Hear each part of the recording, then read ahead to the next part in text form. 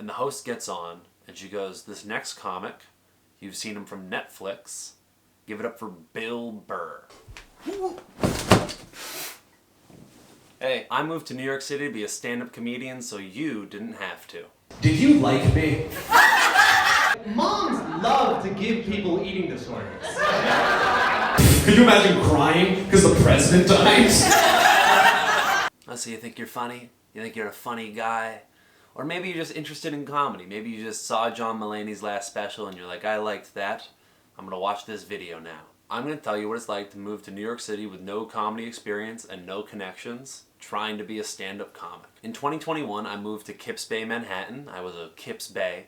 And for anyone who doesn't know, Kips Bay is like finance bro heaven. Like the Zinn shortage started in Kips Bay. When you get to New York, you can just like call up the Comedy Cellar and be like, hey, I would like to perform. I think I have what it takes. Believe it or not, there's a lot of people who think that. So you have to go to open mics. Yay, open mics. Everyone loves an open mical. That's our favorite thing in the world.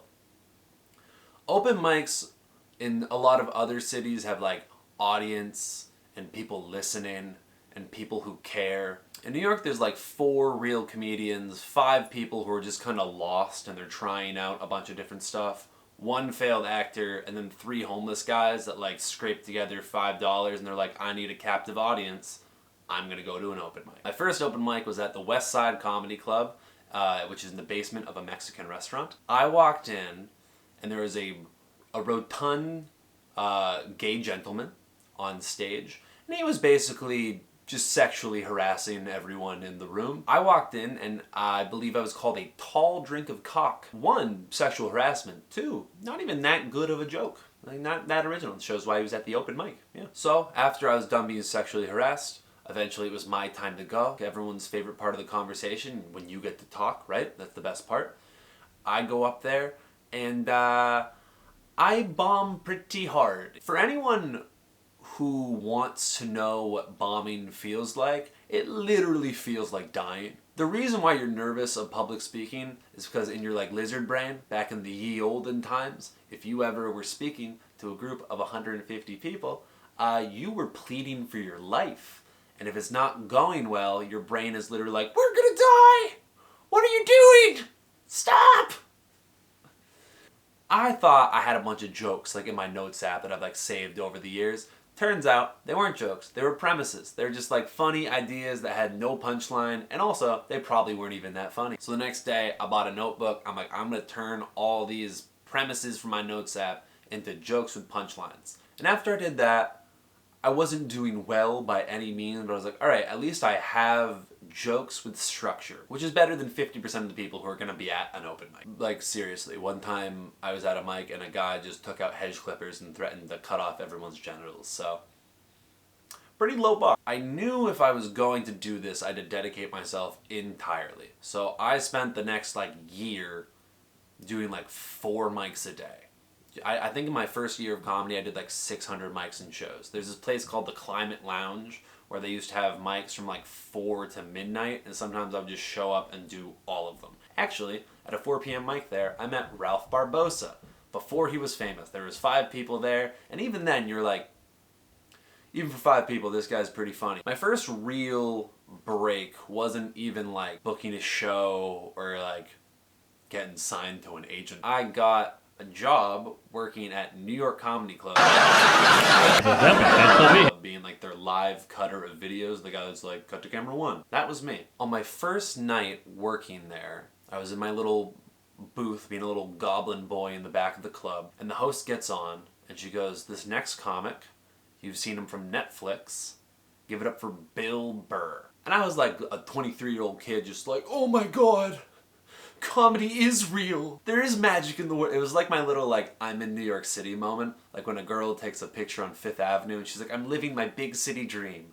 That was me living my big city dream. But I kept working at New York for a while and I got to meet a lot of people. I eventually met the booker and I was able to take her class and then eventually audition and get passed at New York Comedy Club. And not to be overly sentimental, but it felt really good to move to New York with this like impossible dream and like achieve a tangible step towards that goal. Listen, I like my life. I think it's really fun. However, I am basically playing Russian roulette with my entire future. You see, the better you get at comedy, the worse you get at every other job. The thing that I do is literally the thing that they tell you you can't do at HR. I talk about my penis to strangers, and in HR they're like, literally, you only cannot do that here. Like, that's like the number one thing you can't do. So, that's fun. I hope this works out. You know how you have like a friend that makes like wild sports bets? He's just like, I'm gonna put $500 on the Bears to win the Super Bowl.